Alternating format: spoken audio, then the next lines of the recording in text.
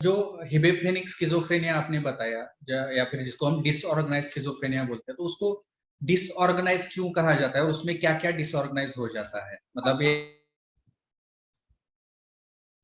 Sorry, हिबेफ्रेनिक लोगों को समझना मुश्किल होता है, तो डिसऑर्गेनाइज़ उसका जो नया नाम है, तो डिसऑर्गेनाइज्ड स्किज़ोफ्रेनिया उसको बोलते हैं। तो डिसऑर्गेनाइज़ेशन में क्या-क्या डिसऑर्गेनाइज़ उनका हो जाता है? देखिए, यहाँ डिसऑर्गेनाइज जो होता है ना, इसमें विचारों में डिसऑर्गेनाइजेशन होता है और बर्ताव में भी होता है। तो विचारों में ऐसा होता है कि वो जो क्या बातचीत कर रहे हैं, वो बहुत सी बार अपन उसका अंदाजा नहीं लगा पाते। वो एग्जैक्टली अपने को कहना क्या चाहते हैं, कि उन्होंने अपनी क्या बातचीत रखी है, बहुत सारे हम उनके साथ संवाद नहीं कर पाते। और उनका जो बर्ताव होता है, वो बातचीत से निगड़ित नहीं रहता है। तो ये डिसऑर्गेनाइजेशन उनके विचारधारा में और बर्ताव में अपने को दिखने लगता है। ये मरीज होते हैं जो रोजमर्रा की उनकी जो दिनचर्या है उसकी तरफ ध्यान नहीं देते हैं।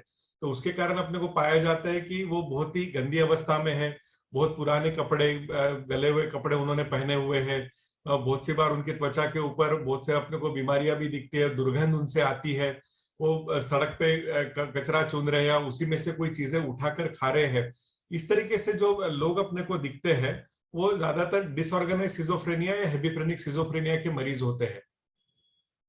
तो इसमें हम ये मान के चलेंगे कि डिसऑर्गेनाइज स्पीच होता है और डिसऑर्गेनाइज बिहेवियर होता है। स्पीच में वो कुछ भी बोल सकते हैं, इररिलेवेंट टॉक हो सकता है, उनको समझ में नहीं आता कि क्या बोल रहे हैं, कैसे बोल रहे हैं, या फिर उनका थॉट्स भी उस तरह से डिसऑर्गेनाइज हो जाता है और बिहेवियर डिसऑर्गेनाइज हो जाता है।